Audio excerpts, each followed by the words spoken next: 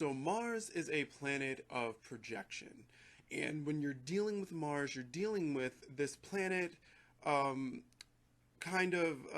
manifesting or representing the consequences of said projection, for better or for worse. So you can see these, like, if passion is what Mars is projecting, then you can see it in something like sex or violence. If power is something that Mars is projecting, then that can be looked at as something like war or even aggressive peacekeeping. It's the idea of putting Mars in a position to be able to affect the environment around itself. That is what Mars is really about. The ability to enact outwardly and have what happens outwardly be measurable. I'm going to put it in the most linear way possible. To project outward and affect what's going on around itself. So with that, Mars becomes this kind of great archetypal figure for masculinity. And when I say masculinity, I don't mean cultural masculinity, I mean archetypal masculinity. The idea of being able to project outwardly, affect what's going on outwardly, and to be focused on the outer instead of the inner. That's what archetypal masculine is about, where archetypal feminine is about the inner, what's going on inside, how to draw things in. Archetypal masculine, which is Mars is the perfect representation for, is all about what's going on outside of itself. Now, when you give Mars a purpose, when you have us who are existing and able to contemplate on Mars, we provide a purpose for Mars just by existing. And the question needs to be answered, what is Mars' motivation? What is the motivation behind this? Because Mars is just a planetary body up in the sky. It doesn't have a point. It doesn't have a reason. It really doesn't even have any of these descriptions until we burst forth.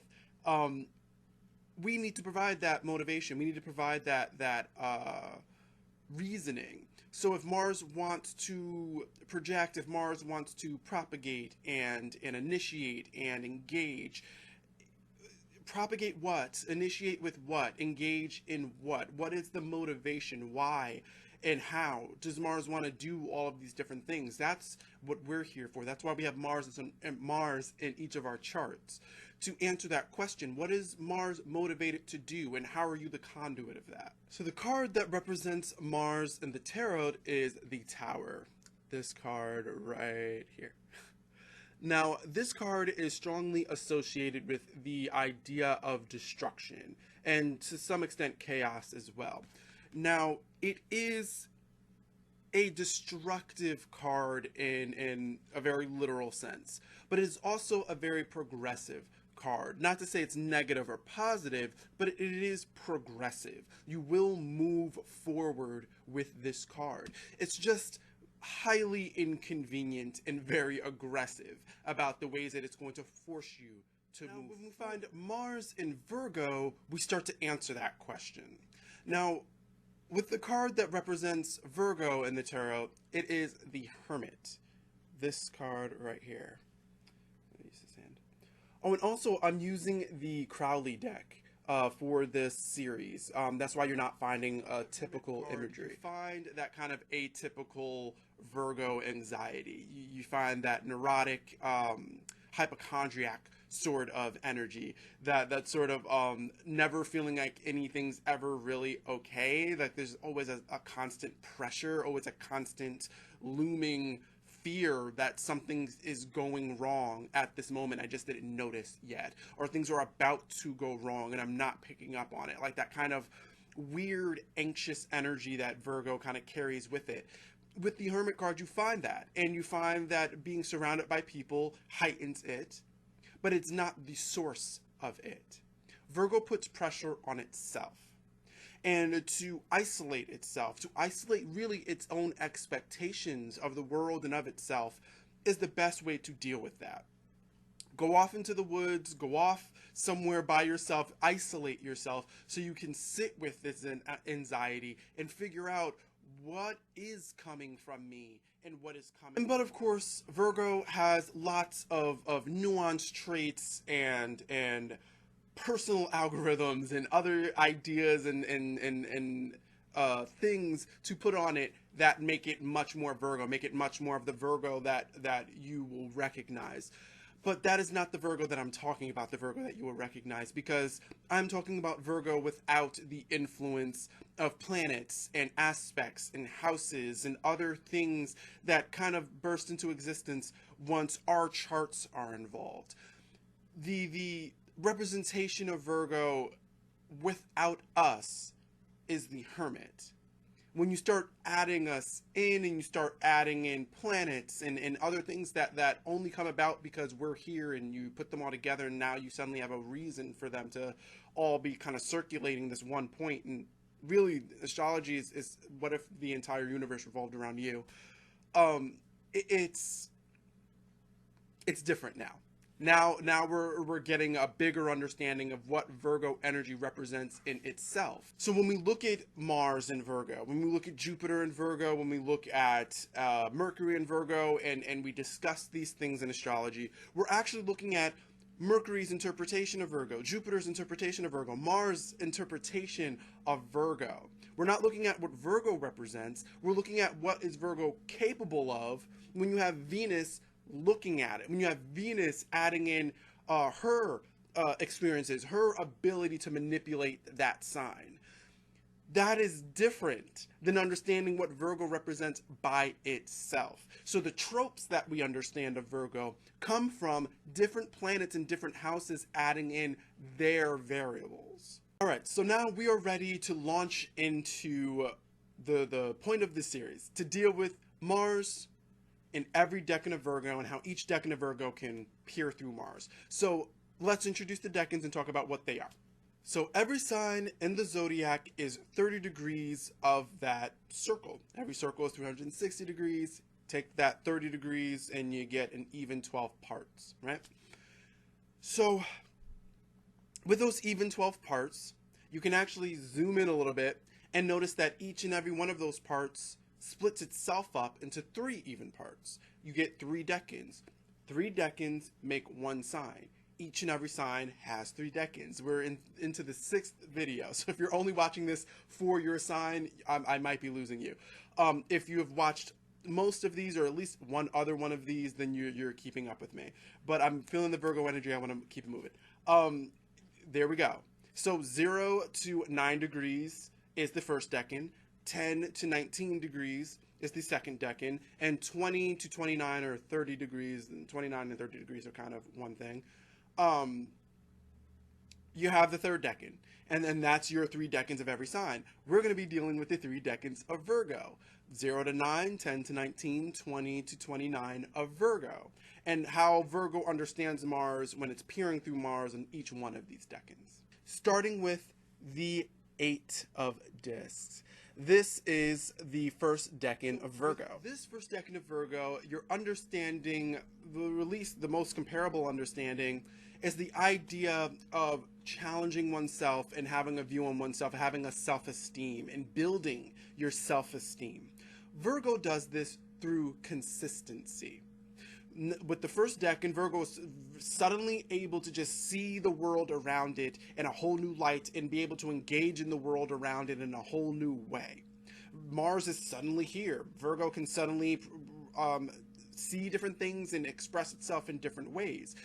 And here, Virgo starts to want to deal with its own anxiety, deal with looking around itself and seeing all these issues, and wanting to say, okay, how can I represent something better than this? I need to be consistent. I need to be of excellence before I start expecting it of what's around me. And that means I need to start producing excellence. Practice makes perfect. It cannot be taken lightly. It's not a figure of speech anymore. It is a mantra that keeps you driven and keeps you moving. It actually provides progress. And what it progresses into is the second decan of Virgo, because these decans and these cards are transitions. You're growing into them. Each decan, if you have a planet there, it wants to move into the next, and then move into the next, and then once you hit the third decan, that progress reaches a point where it starts to allude to an energy that's actually no longer representative of the sign before, and it's actually more of a sneak peek, a preview of the next sign to come, because you're progressing so much forward that you're actually evolving, you're mutating into something totally new. But we'll get to that when we get to that. With the second decan, you're finding that progress that is actually most recognizable for that sign. You're finding the Virgo that you hear about. You're finding the Virgo that people think about. That kind of typical Virgo. Because this is the progress into something that is just kind of the settling point. There's almost a plateau. The second decan of any sign can easily be a plateau. To find is just like I said, with people with Sun and Virgo, we tend to intimidate people, and we can gouge kind of harsh reactions sometimes. If our ego is kind of getting cranked up a little too high, people will remind us our ego is getting cranked up a little too high. And we might nicely remind them, no, it's not, in ways that only a Virgo can when we know we're wrong. Mars has that same type of energy, where Mars can come in and people suddenly like, you are intimidating me and I don't appreciate it, so I'm going to put you on the spot. Other people can now kind of come in because, again, you're attracting the issue. You can see the issue coming because it's Mars we're talking about. Virgo can now look through Mars and see all of these kind of encroaching problems. But what you're not understanding is that you're the reason why these problems are encroaching. It's not like to say everything's your fault, but at the end of the day, it's your responsibility to deal with it, whether it's your fault or not. Starting lines that kind of need to be run, races that need to be run, are now coming to you. Every time you walk into a room and there's someone who does what you do, that's a starting line. Someone who's just as skilled as looking beautiful or being demure, they're going to challenge you and want to see just how beautiful you are, just how demure can you be. If you're someone who's coming in and you run track and field and someone else has a history of track and field, they're going to want to put you on the spot. If you're someone who loves interior design, loves architecture, loves, I don't know, the ability to set up a training simulation or be a trainer, anything, basically anything, any trade or skill that you have, any type of effort that you put into something, even if it's you have a favorite TV show, any of those things. If someone has that same interest, if someone has that same background, if someone has that same skill, they're gonna want to challenge you. Whether that skill is way below you or whether that skill is way above you, expect to be put on the spot. The experiences that we just dealt with the second decan, and again, this is transitionary. We're transitioning into the next energy. We're transitioning right into the 10 of discs. It's like when you exercise a lot and you're muscular, you burn calories just by sitting down. You don't have to work as hard as everyone else to burn as many calories because your muscles burn fat faster. Because that effort is an effort, but that does not mean it's conscious constantly. It doesn't need your constant attention. You can now build more mechanically, more effectively. If we're going to pull this away from like jocks and move it into brainy, you can kind of create machines that do half the work for you, and all you have to do is maintain. Hey everybody, thank you so much for watching my Mars through Virgo video. Hopefully you guys are now excited to see the entire video, maybe excited to see other Mars through the signs videos. You can hop over to my Patreon at patreon.com/CancerVirgoAstrology to see it. Donate and get to see the entire video, get to see the entire series thus far, and, you know, get your life from Mars through the signs. So I want to thank you guys so much for watching. I want to thank you so much for just keeping up with my videos and supporting my channel just through views. If you want to support it more, then subscribe, like the video, share the video. Hit that bell icon so you can see all the videos that I'm putting up. You can also find me on Twitter and on Instagram. I'm also on Facebook, but a lot less often. And yeah, just let me know who you are, what you're interested in, and say hi. Oh, and be sure to stay tuned because you never know when I'll be talking about you next.